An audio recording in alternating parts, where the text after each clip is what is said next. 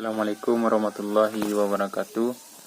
Nama saya Rifan Firdaus, NIM 4119084. Baik, saya akan menjelaskan yang mana saya dari kelompok 1 mata kuliah Sirah Nabawiyah ingin menjelaskan keadaan bangsa Arab pra-Islam. Yang pertama, pada masa sebelum kedatangan Islam di Arab dikenal dengan zaman jahiliyah. Periode jahiliyah ini dalam Islam adalah masa yang tidak mengenal agama tauhid, yang membuat mayoritas mereka menjadi minim suara Muslim. Pada saat itu, masyarakat Arab memiliki kebiasaan buruk seperti minum minuman keras, berjudi, berzina, dan menyembah berhala. Bangsa Arab telah menganut berbagai macam agama, akhlak, adat istiadat, dan aturan sebelum Islam datang. Agama Islam bertemu dengan agama jahiliyah. Islam datang dengan membawa peradaban atau pembaharuan di berbagai bidang, termasuk akhlak, hukum, serta aturan hidup. Kedua, kepercayaan ini saling berbenturan dalam waktu yang sangat lama. Untuk Islam dapat diterima di kalangan masyarakat Arab karena keadaan jahiliyah telah melekat pada keseharian mereka. Namun, dengan beriringnya waktu, Islam mulai meluas dan secara perlahan Islam dapat diterima di kalangan masyarakat Arab karena ajaran agama Islam lebih relevansi dengan kehidupan sehari-hari.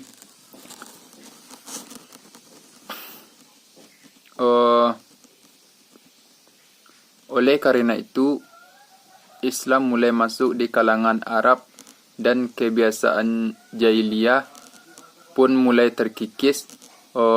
Oleh karena itu, mulai terkikis karena masuknya Islam. Islam datang di kalangan masyarakat Arab bukan berarti menghilangkan semua kebiasaan masyarakat Arab atau sistem yang ada, tetapi Islam datang memperbaiki kebiasaan-kebiasaannya sebelumnya. Karena tidak semua kebiasaan masyarakat Arab bernilai negatif. Banyak kebiasaan mereka yang dianggap positif, seperti eratnya suatu hubungan satu suku. Mereka paham tentang keadaan politik dan suatu pemerintahan, dan mereka juga jago dalam berniaga dan mengembala. Yang kedua, kondisi negeri Mekkah sebelum Islam datang ke Arab dan Mekkah dan Ka'bah. Mekkah, di mana sebelum lahirnya Rasulullah, Ka'bah dijadikan tempat penyembahan berhala. Mekkah Al-Mukarram merupakan kota suci yang hanya boleh dimasuki oleh umat Islam. Di kota ini terdapat Ka'bah, situs suci yang memiliki peran sangat penting dalam agama Islam. Sebelum lahir dan diutusnya Nabi Muhammad sebagai Rasul untuk menyebarkan ajaran Islam, tanah Arab terutama Mekah dihuni oleh para penyembah berhala. Bahkan Ka'bah pernah menjadi pusat penyembahan berhala, padahal Ka'bah merupakan bangunan suci, peninggalan Nabi Ibrahim alaihissalam, agar manusia menjaga keimanan dan selalu menyembah Allah. Sepeninggalan Nabi Ibrahim, orang Arab melenceng dari ajaran Nabi. Dia berbuat syirik dan menyembah berhala. Yang ketiga, kondisi kaum Quraisy sebelum Islam masuk. Kaum Quraisy sebelum diutus Nabi Muhammad SAW ada dalam kondisi yang sangat kacau dan memprihatinkan. Mereka hidup tanpa aturan dan cenderung tidak beradab, sehingga banyak sekali kejadian yang terjadi.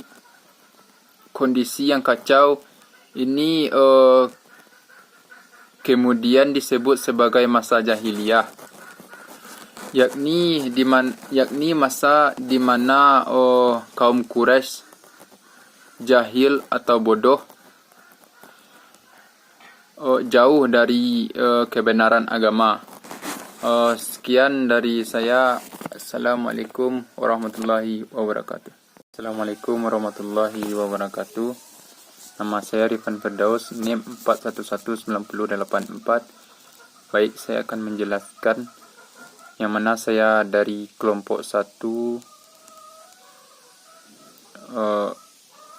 mata kuliah Sirah Nabawiyah, ingin menjelaskan keadaan bangsa Arab pra-Islam. Yang pertama, pada masa sebelum kedatangan Islam di Arab dikenal dengan zaman jahiliyah. Periode jahiliyah ini dalam Islam adalah masa yang tidak mengenal agama tauhid, yang membuat mayoritas mereka menjadi minim suara Muslim. Pada saat itu, masyarakat Arab memiliki kebiasaan buruk seperti minum minuman keras, berjudi, berzina, dan menyembah berhala. Bangsa Arab telah menganut berbagai macam agama, akhlak, adat istiadat, dan aturan sebelum Islam datang. Agama Islam bertemu dengan agama jahiliyah. Islam datang dengan membawa peradaban atau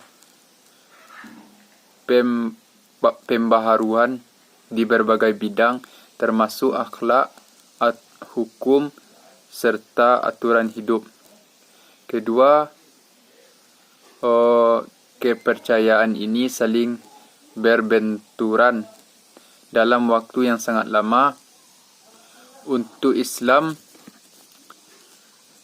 dapat diterima di kalangan masyarakat Arab karena keadaan jahiliyah telah melekat pada keseharian mereka. Namun, dengan beriringnya waktu, Islam mulai meluas dan secara perlahan Islam dapat diterima di kalangan masyarakat Arab karena ajaran agama Islam lebih relevansi dengan kehidupan sehari-hari.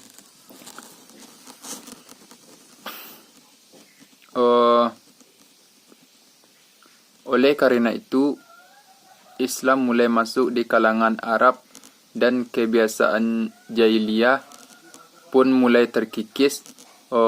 Oleh karena itu, mulai terkikis karena masuknya Islam. Islam datang di kalangan masyarakat Arab bukan berarti menghilangkan semua kebiasaan masyarakat Arab atau sistem yang ada, tetapi Islam datang memperbaiki kebiasaan-kebiasaannya sebelumnya. Karena tidak semua kebiasaan masyarakat Arab bernilai negatif. Banyak kebiasaan mereka yang dianggap positif, seperti eratnya suatu hubungan satu suku. Mereka paham tentang keadaan politik dan suatu pemerintahan, dan mereka juga jago dalam berniaga dan mengembala. Yang kedua, kondisi negeri Mekkah sebelum Islam datang ke Arab dan Mekkah dan Ka'bah. Mekkah, di mana sebelum lahirnya Rasulullah, Ka'bah dijadikan tempat penyembahan berhala. Mekkah Al-Mukarram merupakan kota suci yang hanya boleh dimasuki oleh orang Islam, umat Islam. Di kota ini terdapat Ka'bah, situs suci yang memiliki peran sangat penting dalam agama Islam. Sebelum lahir dan diutusnya Nabi Muhammad sebagai Rasul untuk menyebarkan ajaran Islam, tanah Arab, terutama Mekkah, dihuni oleh para penyembah berhala. Bahkan Ka'bah pernah menjadi pusat penyembahan berhala, padahal Ka'bah merupakan bangunan suci, peninggalan Nabi Ibrahim alaihissalam, agar manusia menjaga keimanan dan selalu menyembah Allah. Sepeninggalan Nabi Ibrahim, orang Arab melenceng dari ajaran Nabi. Dia berbuat syirik dan menyembah berhala. Yang ketiga, kondisi kaum Quraisy sebelum Islam masuk. Kaum Quraisy sebelum diutus Nabi Muhammad SAW ada dalam kondisi yang sangat kacau dan memprihatinkan. Mereka hidup tanpa aturan dan cenderung tidak beradab, sehingga banyak sekali kejadian yang terjadi. Kondisi yang kacau ini kemudian disebut sebagai masa jahiliyah, yakni masa di mana kaum Quraisy jahil atau bodoh, jauh dari kebenaran agama. Sekian dari saya. Assalamualaikum warahmatullahi wabarakatuh.